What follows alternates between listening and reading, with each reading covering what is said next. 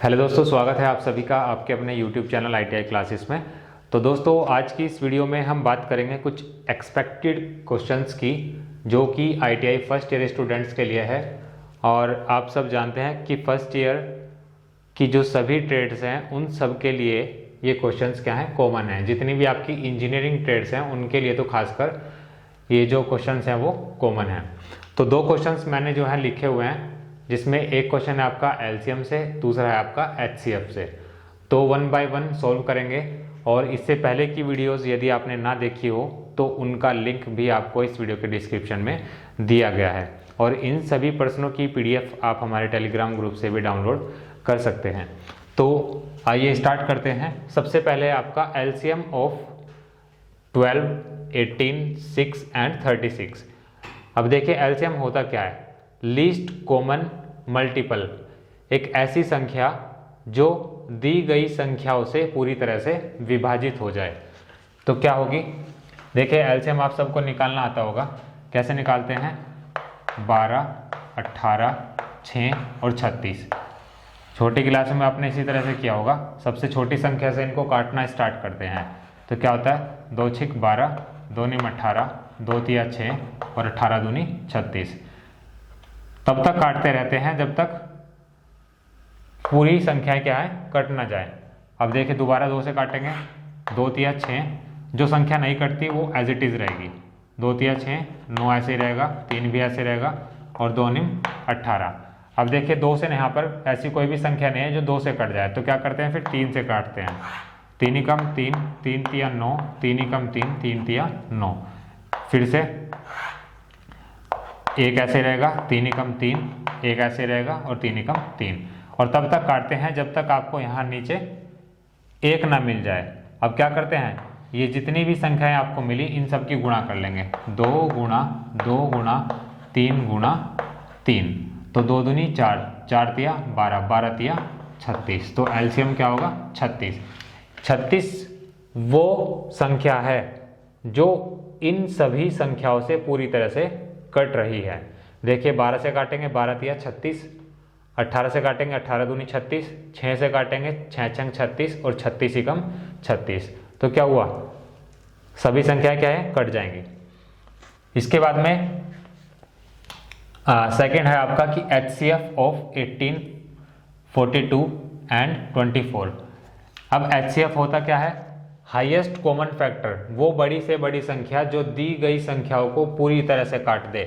Option इसमें आपको दिए गए हैं 2, 6, 18 और 24। अब देखिए इस तरह के प्रश्नों को यदि आप ऑप्शन से करेंगे तो और भी आसान हो जाएगा आपके लिए। कैसे? एक एक ऑप्शन को उठाते हैं। ये आपका फर्स्ट का सॉल्यूशन है और सेकंड यहाँ करेंगे। अब देखिए स्टार्ट करते हैं यहाँ से। जो पहला ऑप्शन आपका 2 है, 2 से काटेंगे। देखते हैं कि ये सभी संख्याएं कटती हैं या नहीं। किससे? बड़ी से बड़ी संख्या से, क्योंकि क्या है, हाईएस्ट कॉमन फैक्टर, बड़ी से बड़ी संख्या लेनी है जो दी गई संख्याओं को काटेगी। तो 2 से काटते हैं। 2 निम 18 और 21 दूनी 42 और 12 से जब काटेंगे तो 12 दूनी 24। तो 2 से तो तीनों की तीनों संख्याएं कट जाएंगी। इसके बाद चेक करते हैं 18, 6 से। अब 6 से काट के देखेंगे, 6 तिया 18। 6 से दोबारा काटेंगे 42 को, तो 6 सते 42 और 6 चौक 24। तो 2 से भी काट रही है, 6 से भी काट रही है। इसके बाद में 18 से देखते हैं। 18 से 18 कट जाएगा, 42 नहीं कटेगा, 24 भी नहीं कटेगा। इसी तरह से 24 से देखते हैं। 24 से सिर्फ आपका 24 कट जाएगा, बाकी 2 नहीं कटेगी। तो आपके पास में क्या आया? 2 और 6। अब इसमें जो बड़ी संख्या होगी, बड़ी संख्या कौन सी है? 6। तो क्या हो जाएगा? जो इन संख्याओं का HCF होगा वो क्या हो जाएगा? 6 हो जाएगा। तो इस तरह के प्रश्न आप क्या करेंगे? ऑप्शन से करेंगे तो आपके लिए ज़्यादा आसान हो जाएगा इनका आंसर निकालना। तो 6 क्या हो जाएगा? इसका राइट आंसर हो जाएगा। इसके बाद चलते हैं नेक्स्ट क्वेश्चन पर। प्रश्न है आपका, एक आयत का परिमाप 320 मीटर है, इसकी भुजाओं में 5:3 का अनुपात है, तो इसका क्षेत्रफल क्या होगा? देखिए जितने भी क्वेश्चन मैं आपको दूंगा उन सब के जो आंसर हैं, उन सब के जो सॉल्यूशन हैं वो आप खुद से करेंगे। मीन्स जो आपका कैलकुलेटिव पार्ट होगा वो आपको खुद से करना है और जो आपके आंसर आएंगे उनको आप कमेंट करके बताएंगे। अब आयत का परिमाप आपको दिया गया है, ये आपका कोई आयत है, इसका परिमाप आपको दिया गया है। परिमाप का फॉर्मूला आप जानते हैं 2 इंटू एल प्लस बी होता है। तो 2l प्लस बी मीन्स परिमाप जो है वो दिया गया है कितना 320 मीटर। ठीक है, इसके बाद में दिया गया कि इसकी भुजाओं में 5:3 का अनुपात है। इसका मतलब लंबाई क्या है, लंबाई मान लेंगे 5x, क्योंकि अनुपात में दिया गया है, एग्जैक्ट वैल्यू मुझे नहीं पता, तो लंबाई मैंने मान ली 5x। यदि आपका 5x है और ये आपका चौड़ाई 3x है जो कि आपको दी गई है, तो क्या करेंगे, लंबाई और चौड़ाई आपके पास में आ गई, लंबाई 5x चौड़ाई 3x, तो लंबाई की जगह क्या रखेंगे 5x रखेंगे, l की जगह 5x, b की जगह 3x, 2 आपका पहले से ही बाहर है, तो ये जाएगा आपका 5x प्लस 3x बराबर 320 के। अब क्या करते हैं 5 और 3 8, तो 8x तो मेरा ब्रैकेट में हो जाएगा, 2 बाहर है और ये 320 बराबर में, तो क्या करेंगे 8 दूनी 16, तो 16x बराबर 320। x का मान निकाल लेंगे तो 16 से जब इसको काट देंगे तो 20 आ जाएगा, तो x का जो मान आया कितना आया 20। अब x का मान यहाँ रखेंगे और यहाँ रखेंगे, तभी मेरे पास क्या आएंगी लंबाई और चौड़ाई आएंगी। इसके बाद ही आप बता पाएंगे कि इस आयत का क्षेत्रफल क्या होगा, क्योंकि आपसे क्षेत्रफल पूछा गया है। तो x का मान रखते हैं 20 में जब गुणा करेंगे 5 की तो क्या आ जाएगा 100, 20 जब यहाँ रखेंगे चौड़ाई में तो कितना आ जाएगा 60, तो लंबाई और चौड़ाई कितनी है आपकी 100 मीटर और 60 मीटर। क्षेत्रफल क्या होता है आयत का, आयत का क्षेत्रफल होता है लंबाई गुणा चौड़ाई। तो वैल्यू पुट करेंगे, 100 की गुणा करनी है 60 से, तो कितना आ जाएगा आपका 6000 मीटर स्क्वायर। तो ये तो इजी था, इस तरह से आपको करना। परिमाप आपको दिया गया है, परिमाप क्या होता है आयत का 2 गुणा लंबाई प्लस चौड़ाई 320 मीटर के बराबर। अब अनुपात आपको दिया गया है, अनुपात में क्या करते हैं हम मान लेते हैं कि लंबाई जो दी गई है वो 5x के बराबर है, चौड़ाई आपकी 3x के बराबर है। चूंकि एग्जैक्ट वैल्यू मुझे नहीं पता, जब आपकी एग्जैक्ट वैल्यू निकलेगी तभी आप बता पाएंगे कि एक्चुअल में लंबाई और चौड़ाई है कितनी।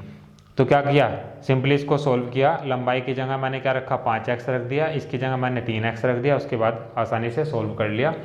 और निकालना क्या है क्षेत्रफल, तो क्षेत्रफल क्या होता है लंबाई गुणा चौड़ाई। इसके बाद में नेक्स्ट क्वेश्चन है आपका कि 14 सेंटीमीटर भुजा वाली उस घनाकार वस्तु का भार क्या होगा जिसका घनत्व 7.8 ग्राम पर सेंटीमीटर क्यूब है। अब देखिए इसमें आपको दिया गया 14 सेंटीमीटर भुजा वाली घनाकार वस्तु का भार क्या होगा। अब आपने पढ़ा होगा घनत्व क्या होता है आपका, घनत्व होता है आपका घनत्व बराबर द्रव्यमान बटे आयतन। अब देखिए इसमें आपको भुजा दी गई है किसकी, घनाकार वस्तु की, उसमें पूछा है उस वस्तु का भार क्या होगा, मीन्स आपको उसका द्रव्यमान निकालना है। द्रव्यमान निकालने के लिए क्या करेंगे, इसकी इसमें क्रॉस मल्टीप्लाई हो जाएगी, मीन्स द्रव्यमान बराबर, या फिर लिख सकते हैं d बराबर m/v। m आपको निकालना है तो m बराबर क्या हो जाएगा d इंटू वी। अब देखिए d तो आपको डायरेक्टली गिवन है, कितना है 7.8 ग्राम पर सेंटीमीटर क्यूब, बट जो आपका वॉल्यूम है वॉल्यूम आपको निकालना पड़ेगा। कैसे, आपको भुजा दी गई है 14 सेंटीमीटर, तो घन का आयतन आपको पता होना चाहिए। घन का आयतन क्या होता है भुजा की पावर 3, मीन्स जो आपका साइड होती है उसका आप क्या कर देते हैं क्यूब कर देते हैं। तो m बराबर क्या हो जाएगा, d का मान रख लेंगे यहाँ से कितना 7.8 ग्राम पर सेंटीमीटर क्यूब इंटू v का मान क्या निकालेंगे a की पावर 3 मीन्स 14 की घात 3, और ये आपका क्या हो जाएगा सेंटीमीटर क्यूब हो जाएगा, क्योंकि सेंटीमीटर की भी आप 3 बार गुणा करेंगे। तो सेंटीमीटर क्यूब से सेंटीमीटर क्यूब आपका कट जाएगा, क्योंकि ये ऊपर है और ये नीचे है। अब आप क्या करेंगे 14 का क्यूब कर लेंगे, उसकी गुणा करेंगे 7.8 से, जो भी आएगा वो आपका क्या हो जाएगा उस वस्तु का द्रव्यमान हो जाएगा, उस वस्तु का मास हो जाएगा। इसकी गुणा आप खुद से करेंगे। इसके बाद में इसके बाद में नेक्स्ट क्वेश्चन है आपका कि -4/5 गुणा 3/7 गुणा 15/16 गुणा -14/9। इसको आपको सरल करना है। अब देखिए जितने भी आपको भिन्नें दी गई हैं सबके बीच में क्या गुणा का चिन्ह है। अब देखिए दो संख्या आपकी माइनस में है, एक तो ये माइनस में है और एक ही माइनस में है, और साइन क्या है इनके बीच में, मल्टीप्लाई का। तो जब आप मल्टीप्लाई करेंगे दो माइनस को तो क्या हो जाते हैं, प्लस हो जाते हैं। तो इनको कैंसिल कर लें या तो। अब ये सारी की सारी जो भिन्नें आपकी प्लस में हो गई। सॉल्व करना है, काटेंगे ऊपर वाली संख्या से नीचे वाली को काटते हैं, नीचे वाली से ऊपर वाली को। ध्यान रखना है अंश को हमेशा हर से काटेंगे। तो 5 से कट जाएगा आपका, 5 दिया 15। उसके बाद काटते हैं, ये आपका 2 से कटेगा, 2 8 16 और 2 7 14। 7 ऊपर है 7 नीचे है, तो 7 से आपका 7 कट जाएगा। अब काटेंगे 3 से, 3 एकम 3 और 3 तिया 9। बचा क्या आपके पास में, 3 ऊपर है 3 नीचे है, 3 भी कट गया। 4 एकम 4, 4 दूनी 8। तो सोल्व करने के बाद में जो आएगा आपका 1/2। ये आपका बहुत ही आसान प्रश्न है। इस तरह के प्रश्न भी आपसे पूछ ले जाते हैं। सिर्फ कंफ्यूज करने के लिए क्या दे दिया आपको, भिन्नें जो है वो माइनस में दे दी गई। ये वाली भी माइनस में, ये वाली भी माइनस में। आपको देखना है कि चिन्ह किस तरह का लगा हुआ है। तो चिन्ह आपका क्या है, गुणा का है। तो जब गुणा करेंगे दो माइनस वाली संख्याओं की तो वो प्लस बन जाती है। उसके बाद में सिंपल काटना है आपको। इसके बाद में नेक्स्ट क्वेश्चन है आपका, देखिए मनुष्य के शरीर का सामान्य तापमान 98.4 डिग्री फ़ारेनहाइट होता है। यदि इसे डिग्री सेल्सियस में व्यक्त किया जाए तो यह बराबर होगा। अब आपको रिलेशन जो है पता होना चाहिए, C/100 = F - 32/180। फ़ारेनहाइट में इस बार आपको दिया गया है, सेल्सियस में आपको निकालना। तो C/100 तो ऐसे ही रहेगा बराबर, फ़ारेनहाइट का मान कितना है 98.4 - 32/180। सिंपली सॉल्व करना है। सॉल्व करेंगे आप खुद से। क्या करेंगे, 98.4 में से 32 को घटाएंगे, जो आएगा उसको भाग करना है किससे, 180 से। 180 से भाग करेंगे और फिर क्रॉस मल्टीप्लाई कर देंगे। तो C का मान यहाँ से आप खुद से निकालेंगे, डिग्री सेल्सियस में आएगा। तो गुणा भाग इसमें आपको खुद करनी है। इसके बाद में नेक्स्ट है आपका, एक इक्वेशन आपको दी गई है, x² - 7x + 10 = 0। तो समीकरण में आपको क्या करना है, x के गुणनखंड करने हैं। क्या दी गई है, x² - 7x + 10 = 0। अब x के मान निकालने हैं। देखिए इस तरह की जितनी भी इक्वेशन होती हैं ये आपकी क्या कहलाती हैं, द्विघात समीकरण कहलाती हैं। इसमें क्या करते हैं, जो आपका कांस्टेंट होता है उसके ऐसे टुकड़े करते हैं कि जोड़ने या घटाने पर क्या आना चाहिए, बीच वाली वैल्यू आनी चाहिए, बीच वाली टर्म आनी चाहिए। तो क्या करेंगे, 10 के ऐसे टुकड़े करेंगे कि क्या आना चाहिए, माइनस के 7 आना चाहिए। अब देखिए 5 की गुणा 2 में करेंगे तो 5 दूनी कितना होता है, 10 होता है। जब आप इसको जोड़ेंगे तो क्या आ जाएगा, 7 आ जाएगा। अब लाना क्या है आपको, -7। तो -7 लाने के लिए क्या करेंगे, -5 में यदि आप -2 जोड़ देते हैं तो क्या आता है आपके पास में, -7 आता है। एक बार फिर से देखते हैं, जो आपका कांस्टेंट होता है 10, इसके आप ऐसे टुकड़े करेंगे कि गुणा करने पर आपको क्या मिले, 10 मिल जाए। तो ऐसी दो संख्याएं कौन सी है, 5 और 2। इन दोनों की यदि आप गुणा करते हैं तो 10 मिलता है, और जोड़ने या घटाने पर क्या आना चाहिए, जो x का गुणांक होता है वो आना चाहिए। x का गुणांक कितना है, माइनस के साथ। तो इसका मतलब ये हुआ कि x² - 5x को जब आप जोड़ेंगे 2x में तो ये आपको हो जाएगा इक्वेशन इस तरह से, -5 को -2 में जोड़ने पर -7 मिलता है, और ये आपका एज इट इज़ रहेगा। इसके बाद में क्या करते हैं, एक टर्म आपकी हो जाएगी, दूसरी टर्म आपकी हो जाएगी। क्या करेंगे, x² - 5x में से क्या करना है, x बाहर ले लेंगे। तो यदि आपने एक x बाहर ले लिया तो अंदर क्या बचेगा, x - 5। इसी तरह से यहाँ से -2 कॉमन ले लेंगे। अब अंदर देखते हैं क्या बचेगा। जब -2 पहले ही बार आ गया तो माइनस वाली टर्म है ये, तो अंदर क्या बचेगा, प्लस बच जाएगा। तो x - 5 आपका यहाँ बचेगा बराबर आपका 0। अब देखिए x - 5 और x - 5 क्या कर लेंगे, कॉमन ले लेंगे। तो x - 5 बचा क्या, x - 2 बराबर 0। एक बार इस वाले को 0 के बराबर रखेंगे, एक बार इस वाले को 0 के बराबर। तो x - 5 बराबर 0, x बराबर 5। इसी तरह से x - 2 बराबर 0, तो x बराबर 2। तो x की जो वैल्यू होगी क्या होगी, 5 और 2। यही इसमें आपको करना था। इसके बाद में नेक्स्ट क्वेश्चन है आपका, ये x और y के लिए आपको दो इक्वेशन दी गई हैं, सोल्व करनी है। x + y बराबर कितना है 18 और x - y बराबर कितना है 2। तो x और y के मान आपसे पूछे गए हैं। देखिए सबसे पहले तो आपको क्या करना होता है इसमें कि जो आपके गुणांक होते हैं x और y के, उनको बराबर करते हैं। अब देखिए यहाँ पर तो बराबर है, x का गुणांक कितना है 1 है, यहाँ भी x का गुणांक 1 है। अब y का देखते हैं, y का भी 1 है गुणांक और y का यहाँ भी 1 है। तो इसमें तो कुछ नहीं करना आपको, सीधे इन दोनों समीकरण को आप जोड़ देंगे। यदि आप इसको जोड़ेंगे, अब देखिए होगा क्या, जो ये y है ये तो प्लस का है, ये वाला y आपका जो है माइनस का है, तो ये आपका कट जाएगा क्योंकि हमने दोनों समीकरण को जोड़ा है। अब x को जब x में जोड़ेंगे कितना आ जाएगा 2x बराबर 18 में 2 जोड़ेंगे कितना आएगा 20। तो x बराबर कितना आ जाएगा 20/2। इसका मतलब x का जो मान आया वो कितना आया 10। अब क्या करेंगे, इस 10 को आप कोई सी भी समीकरण में रख लो, या तो ऊपर वाली में या फिर नीचे वाली में। तो क्या कर देंगे 10 + y बराबर 18। तो y बराबर क्या हो जाएगा 18 - 10, क्योंकि ये इधर प्लस में है, बराबर से इधर लेके जाएंगे तो माइनस में हो जाएगा। तो y बराबर क्या आ जाएगा 8। x बराबर 10, y बराबर 8। ये ऑप्शन में आपको गिवन है, तो इस तरह से आप इसको सॉल्व कर लेंगे। इसके बाद में नेक्स्ट है आपका थ्योरेटिकल है कि शॉर्ट सर्किट की स्थिति में सर्किट में प्रवाहित धारा होगी। यदि आपका कोई सर्किट है वो शॉर्ट हो जाता है तो उसमें जो धारा होती है वो पूछी गई है क्या होती है।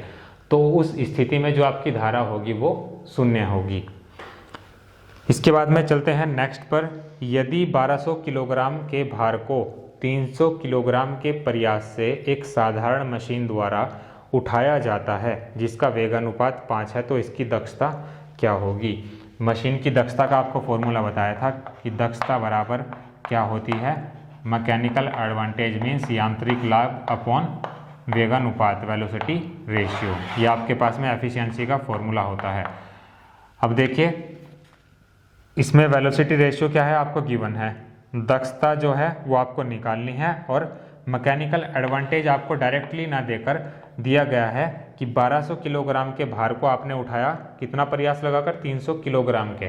तो मैकेनिकल एडवांटेज क्या होता है आपका भार बटे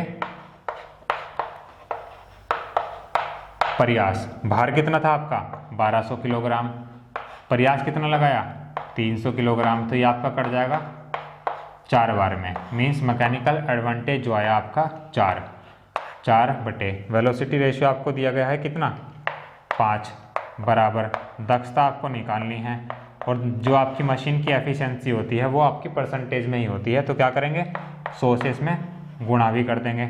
तो क्या करना है 5 से 100 काटना है, 20 बार कट जाएगा, और 20 की 4 से गुणा करेंगे तो आपका आ जाएगा 80%।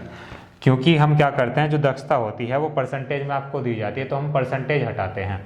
हटाने के लिए क्या करेंगे 100 से भाग करेंगे, बट जब आपको प्रतिशत में बनाना हो वापस तो क्या करना है वहाँ पर 100 से गुणा करनी है। तो जो आपकी दक्षता होगी वो क्या आ जाएगी 80% आ जाएगी। इसके बाद में चलते हैं नेक्स्ट क्वेश्चन पर कि समय का SI मात्रक क्या होता है। अब देखिए कोई सा भी सिस्टम आप देखें उसमें जो समय का मात्रक होता है वो क्या होता है सेकंड। जो आपका समय होगा वो आपका सेकंड में ही लिया जाएगा, चाहे आप CGS की बात करें, चाहे आप FPS की बात करें, चाहे आप MKS की बात करें, या फिर आप SI सिस्टम की बात करें, तो समय का जो मात्रक होगा वो सेकंड ही होगा। इसके बाद में नेक्स्ट क्वेश्चन है आपका कि CGS सिस्टम में लंबाई क्या होती है। अब देखिए जो आपका CGS सिस्टम होता है, C रिप्रेजेंट करता है आपको क्या, लंबाई, G आपका रिप्रेजेंट करता है मास मीन्स द्रव्यमान, और S आपका रिप्रेजेंट करता है समय।